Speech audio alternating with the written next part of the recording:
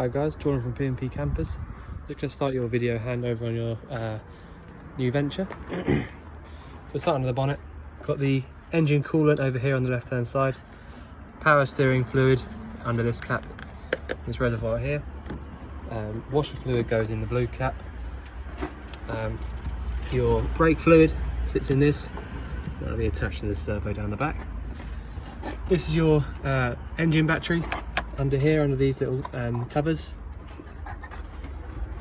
which Dave has wired up the solar panel directly to there as well, so that's all good.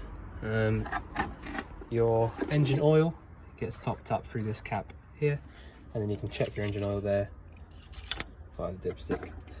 And the release, once you've pulled the lever, which I'll show you where that is in a second, the release is just here, so it's quite far over to the right.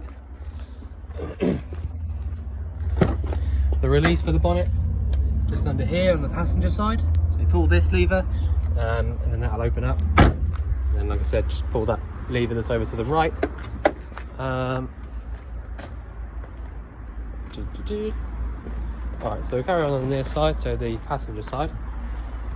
Got your diesel filling point, which is here.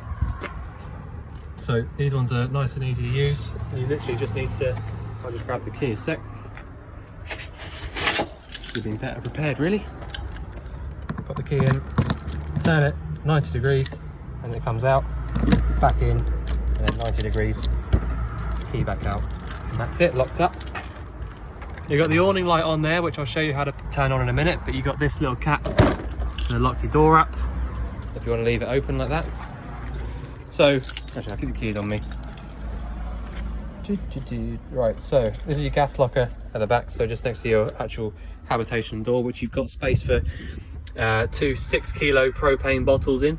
I say propane because this is a propane bottle and that is a propane pigtail, so if you did want to change the butane, then you have to change the pigtail and obviously the bottles as well, but personally I'd stick with propane.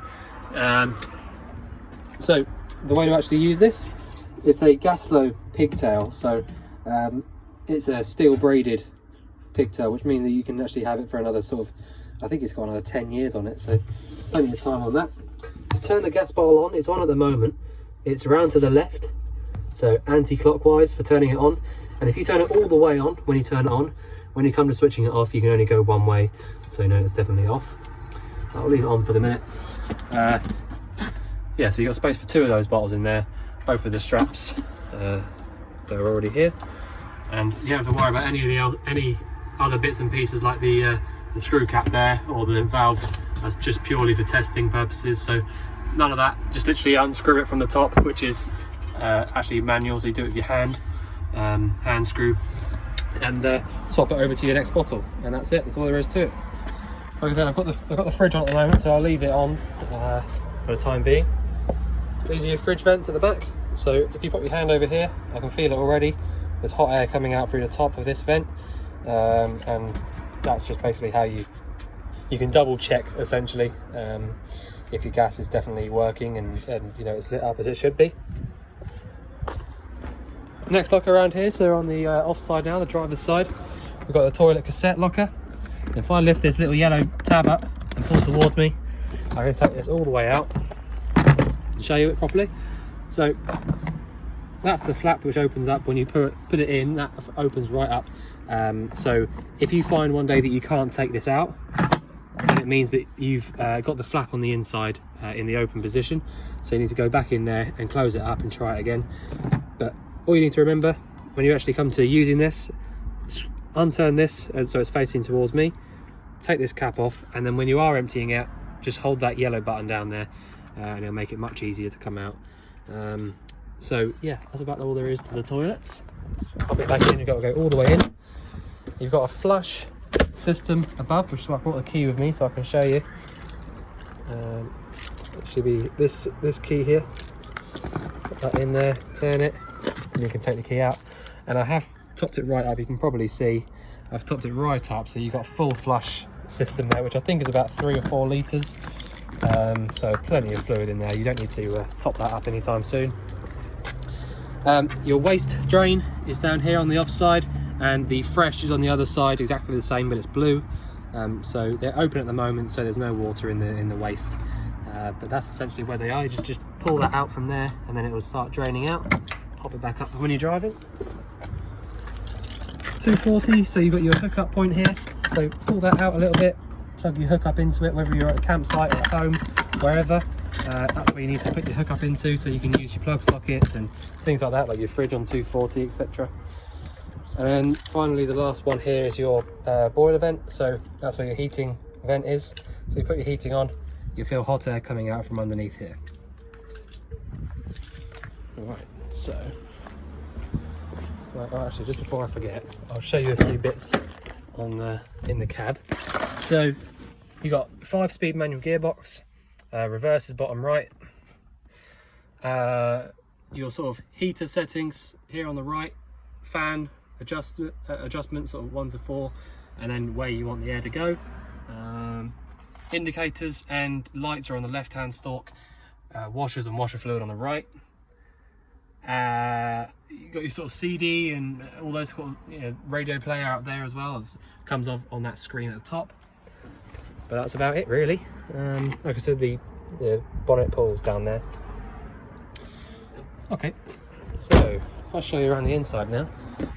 Just before I forget as well, like I said, I will show you. So this button here, this top left button, if you watch the light, does that awning light there. So this top left hand button is for your awning light, and this bottom right one, which is also a light, is for all the lights on the inside of the van. Okay, so when you come into the van, basically, if you want to use the inside stuff, pop the top right hand button on and the bottom right button, and then this bottom left button, which is the got a pump on it or a tap on it, switch that on. Pump's pressurizing, and I think this is only cold water, so there's no heating, so that's not hot and cold, it's just cold. But there you go, so you got your pump on, pump's getting the pressure up, and now you switch that off. There you go, so there's good pressure in the pump, it won't sort of run on or anything like that. Bathroom, like I was saying to you outside, if you can't get the cassette to come out from the outside, then you'll find that it's open like that. So just come in here and close it up, and then you'll be able to take the pump out. You'll be able to take the cassette out, sorry. Well done.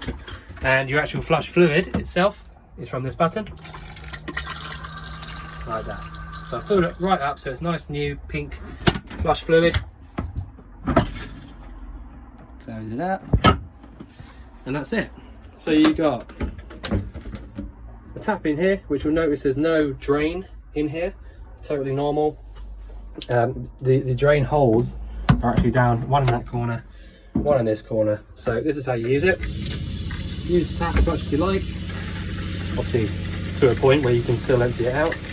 Turn it off, pop the tap back, because otherwise you won't be able to close it, and then just do this slowly. Make sure it doesn't overflow to the sides. All it out, all the way out,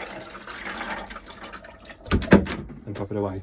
That's it. You've got a drain going down there, down to your waste tank. So that's the sink and all that. That's how that works. And you have got a light in here as well, which is just this button here. So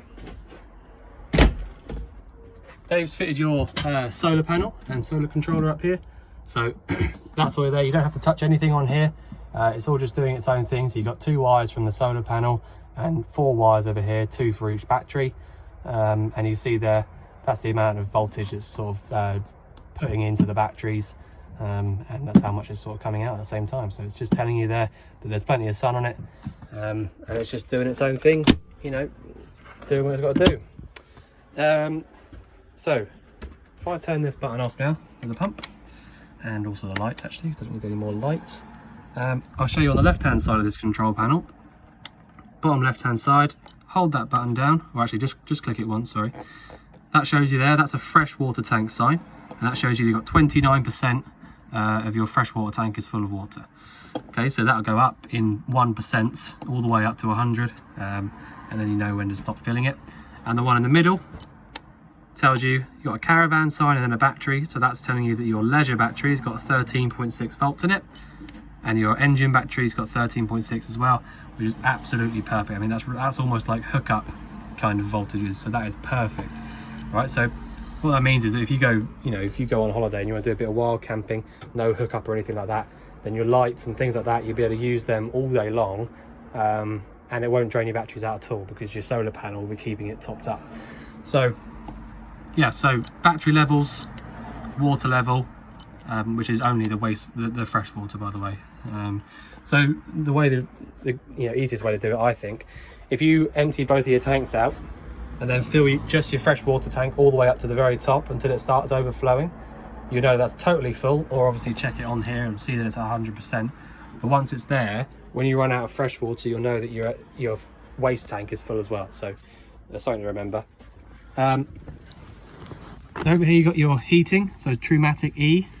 So Trumatic is just because it's Truma as the company. So up 1 or up 2 is just fan only, and then down 1 or down 2 is heating.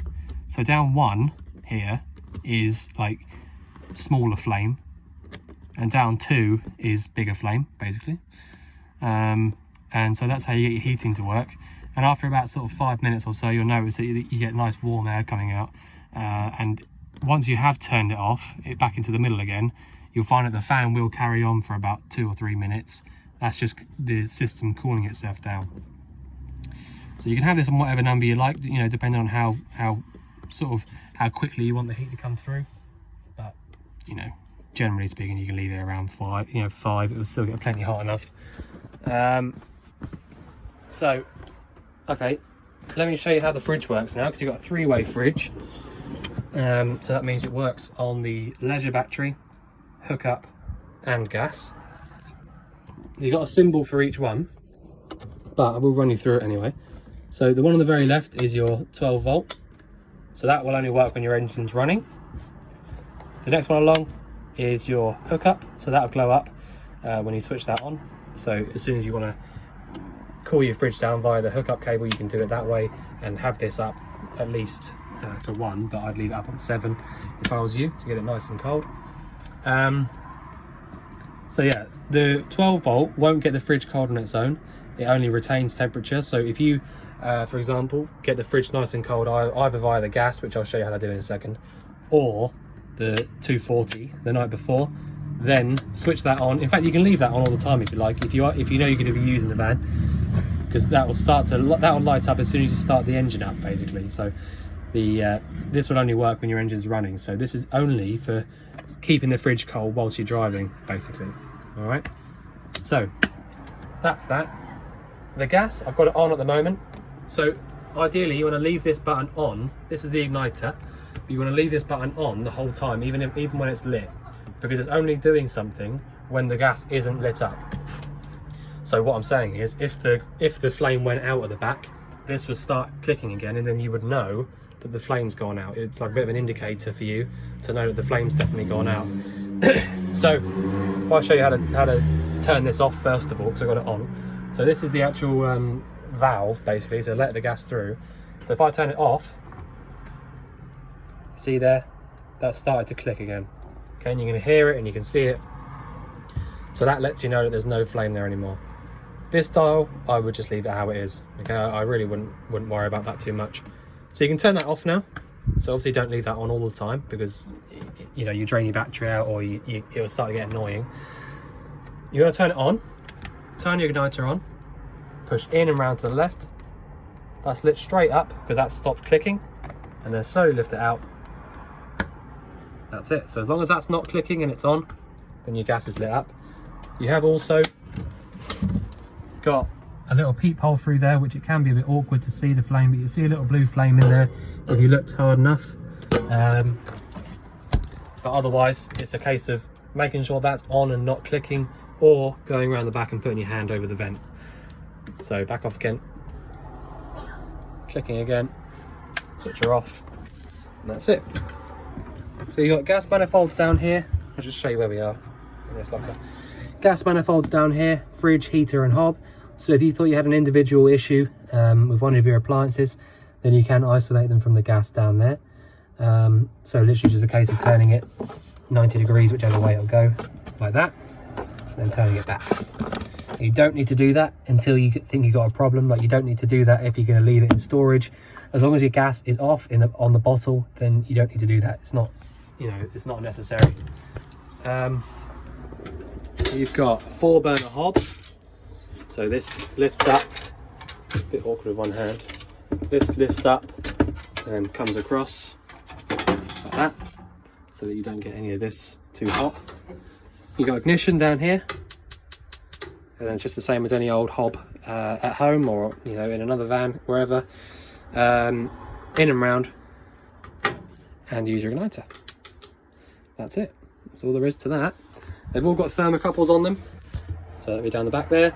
So that means that if your flame was lit and then somehow it got blown out, the gas, the thermocouple there at the back would stop any excess gas coming through and filling your van up with unburnt gas, which obviously you don't want.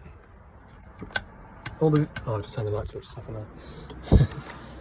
all the other lights have got their own individual switches. But yeah, let me just show you. So if we have I'll just show you. I realised when I was showing you this that I didn't have the light switch on. You need to have that light switch on to use this. So if I go down here on one, you get a green light. Leave it sort of 10-20 seconds or so and it will light up and do its own thing. And then you'll hear the fan coming in and, you know, blowing the hot air around. So that is all you need to do with that. Literally nothing else. So if I just leave that on for a sec, I'll show you how these windows work. There's something to bear in mind. You don't want to park too close to anything, like a wall or something like that, if you're going to try and open your window, because they're on latch style hinges. So basically what that means is if you have it out here on this latch, you then need to open it up a little bit more to allow it to close. Okay, so if I had it there and just tried to pull it, it won't go. Okay, but I have to do this to allow it to close. So if you're parked really close to something and you open the window and it hits the latch and then you can't pull it in anymore, you need to make sure you've got at least a little bit of extra space to allow it to close back in again. It's not the end of the world, because if you do find yourself in that situation, you can just undo these screws and then the window will just come in on its own anyway. But just make sure that you've got enough space, because you don't really want to have to do that. So yeah, just something to bear in mind. So your fridge is off, all of that's off. You've got this here, which is a little leaflet about your solar controller up there, which I think I did show you, but yeah, so just a little leaflet so you can have a look through there and see what's happening with it. But yeah, I'll leave that there. Your main skylight here is super easy to use. Push this button in and then pull the lever down, and you can either have it, if I just show you what I'm doing, you can either have it in there, so you've got a little bit open, the next one across, obviously make sure it's the same both sides, or you have it all the way open like that, and to close it up, just push the lever all the way forwards, up and over like that. So I think I've covered about everything I can show you, if I'm honest. I'll just switch that off. Let's see what else we've got in here. Oh, these just hold up on their own, by the way, so you just get to where you want and then let go, and it'll hold up. You've got a plug socket in here, little TV aerial point there, bits and pieces like that. This is your steady winder. So if you want to use your steadies at the back of the van, you can do that. Standalone table, and what looks like an outside table as well. Yeah, so I'm pretty sure I've shown you everything I can. If you think I've missed anything out, then obviously let us know and we'll answer any questions you got. But otherwise, we look forward to seeing you soon to pick up your van. Thanks very much.